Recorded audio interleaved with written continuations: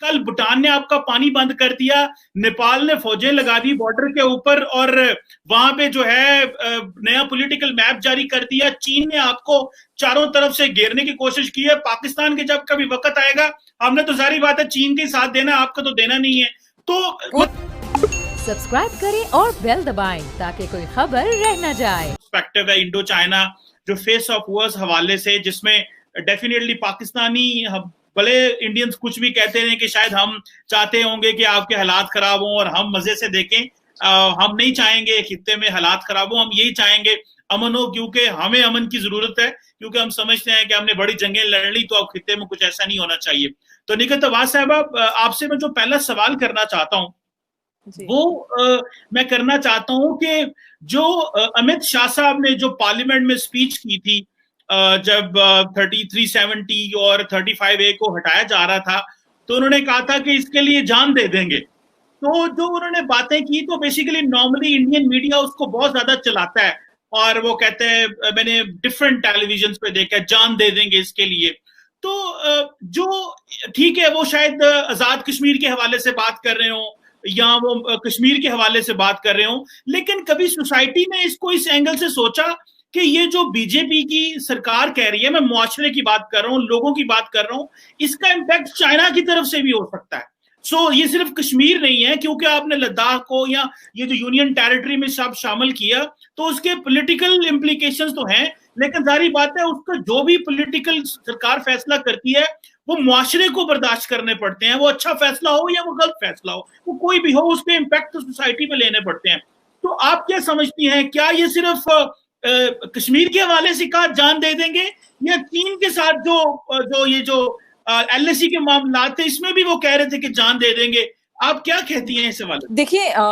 अमित भाई शाह मेरे देश के, हिंदुस्तान के, भारत के माननीय गृह मंत्री हैं। पहली बात, बहुत जितनी बड़ी कुर्सी होती है, जितना बड़ा पद होता है, उतनी ही बड़ी जिम्मेदारी यानी रिस्पॉन्सिबिलिटी होती है।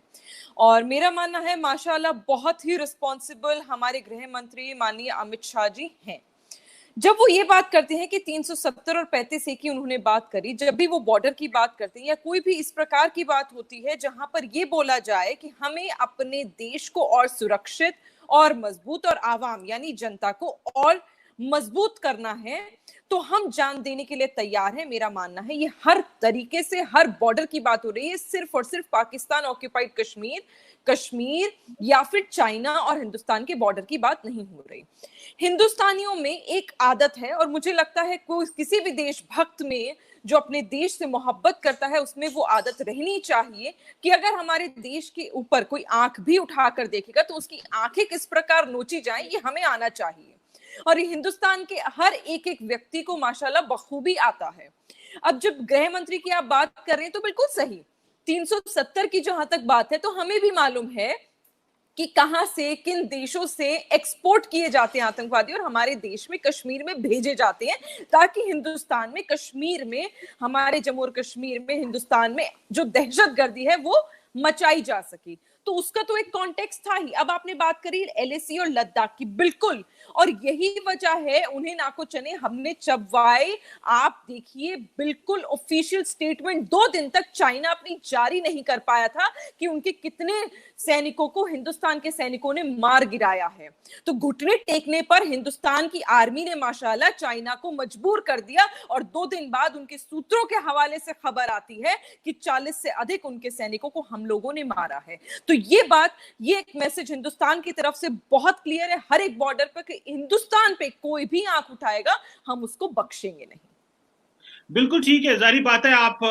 जो मेरा सवाल है वो जारी बात है इसलिए था कि मैं समझता हूं कि ज्यादा क्योंकि कश्मीर का तस्करा होता है ना मीडिया के ऊपर, तो कभी लद्दाख का या चाइना का या LAC का तस्करा नहीं हुआ था। तो क्योंकि अभी आपके जो फौजी हैं उनकी जाने गई हैं, तो जारी बात है बड़ा गुस्सा है उधर से।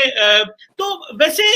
एक बात बताइए निगत अब्बास साहबा कि ठीक है, जाहिर बात है फौजी किसी मुल्क का भी हो, जब उसकी जान जाती है तो पूरा मुल्क साथ खड़ा हो जाता है और खड़ा भी होना चाहिए, बेशक वो आपकी रियासत को प्रोटेक्ट करता है, आपकी सोवरेनिटी को प्रोटेक्ट कर रहा होता है। तो आप क्या समझती हैं एज ए सिटीजन, मैं आपसे पूछ रहा हूं, as a member of the civil society मैं आपसे पूछ रहा हूं कि जब नरेंद्र मोदी साहब ने और जो बीजेपी सरकार ने इतनी लंबी खामोशी तान ली इस वाकये के बाद, तो वो जो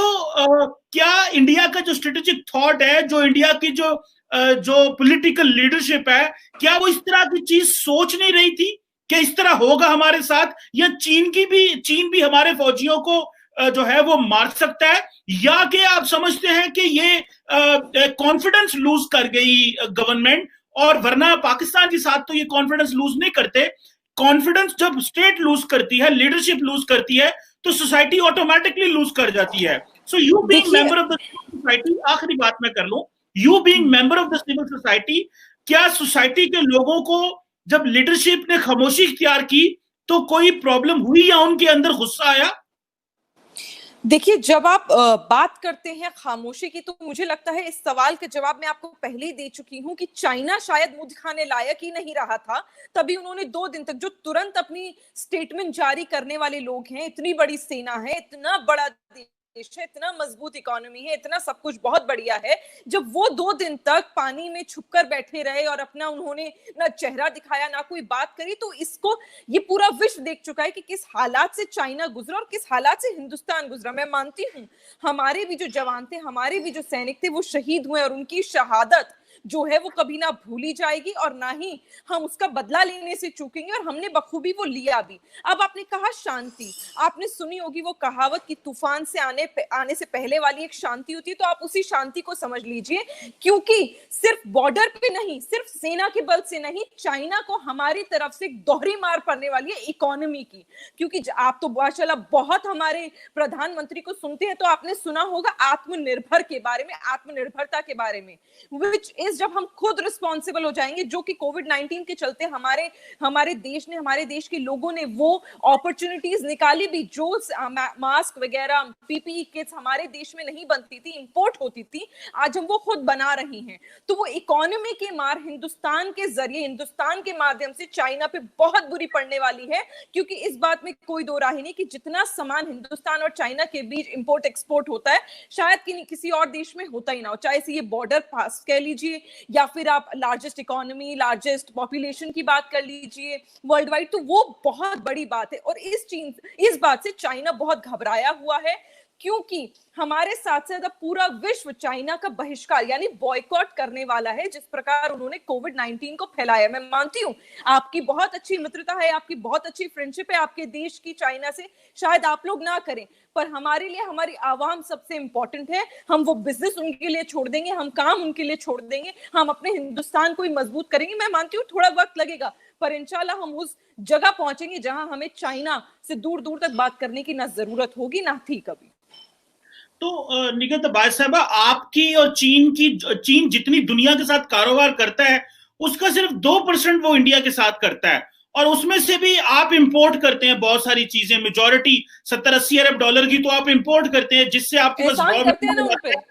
सुने तो सही ना, सुने तो सही, वो आप इंपोर्ट करते हैं जिससे आपकी फैक्ट्री चलती है, रॉ मटेरियल आता है, और जारी बात है जो सस्ती चीजें वहां बनती हैं, सिर्फ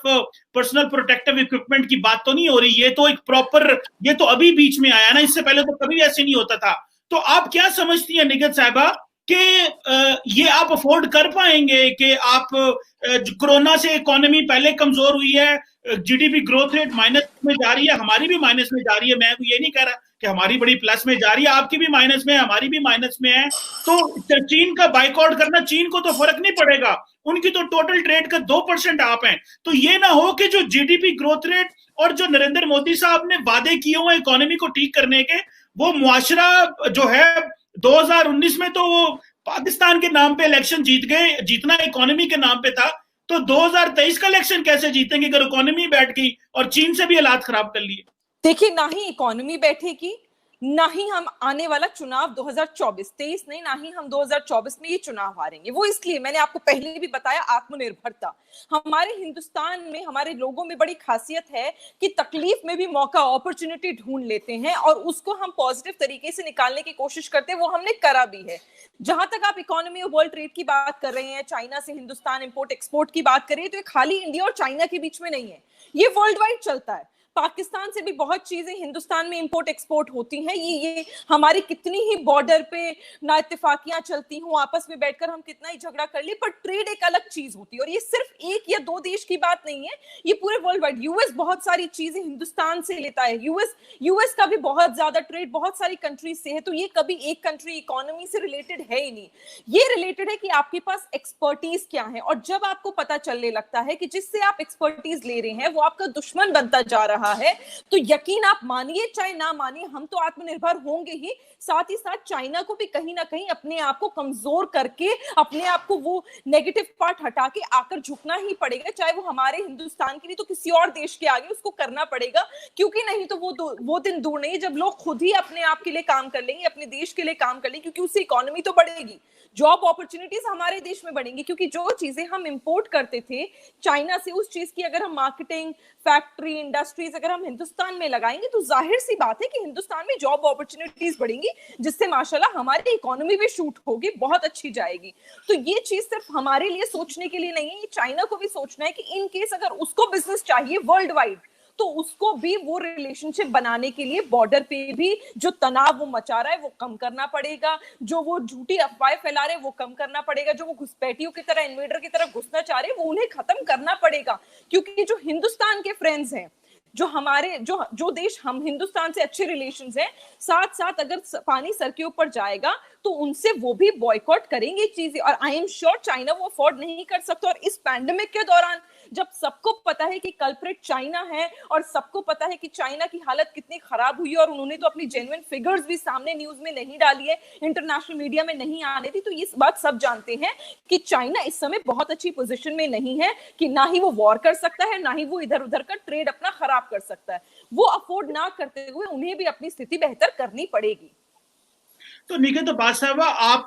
ये कह रहे हैं कि यकदम नरेंद्र मोदी साहब जो के बड़े करीब हो गए थे, वुहान स्पिरिट की बातें सुनते थे हम, जनाब बड़ा अच्छा ताल्लुकात हैं, 18-20 मुलाकातें हुई हैं, एक इंडिया की पॉलिसी है उसे बोलते हैं नेबरहुड फर्स्ट पॉलिसी। तो नेबरहुड फर्स्ट पॉलिसी किधर गई? कल भूटान ने आपका पानी बंद कर दिया, नेपाल ने फौजें लगा दी बॉर्डर के ऊपर और वहां पे जो है नया पॉलिटिकल मैप जारी कर दिया, चीन ने आपको चारों तरफ से घेरने की कोशिश की है। पाकिस्तान के जब कभी वक्त आएगा, हमने तो सारी बात है चीन के साथ देना, आपका तो देना नहीं है। तो मतलब वो तो मैंने वो तो देखिए उसको तो एक ही थाली के चट्टे बट्टे तो है आप और चाइना, मालूम है हमें। देखिए वो तो क्लियर है ना, उसमें तो मैं बात ही नहीं कर रहा, मैं तो बात कर रहा हूँ नेपाल, भूटान और जहां जहां चीन ने अपना, और बांग्लादेश बस तो ये याद रखिएगा, बस सुनिए, माफ कीजिएगा आपको बीच में टोक रही हूं, माफ कीजिएगा, बस एक बात बहुत ही प्यारी बोलूंगी और इस बात पे आपकी आवाम शायद ठहाके मार मार के हंसेगी कि आप तो चाइना का समर्थन कर देंगे, सपोर्ट कर देंगे, कहीं कल आपको दिक्कत हो गई तो चाइना आपको सपोर्ट करेगा नहीं करेगा, ये रात भर जग के आज सोचिएगा चीमा साहब। वीडियो अच्छा लगा है तो लाइक करें, शेयर करें और इस वीडियोस देखने के लिए मेरा चैनल सब्सक्राइब करें। Thank you.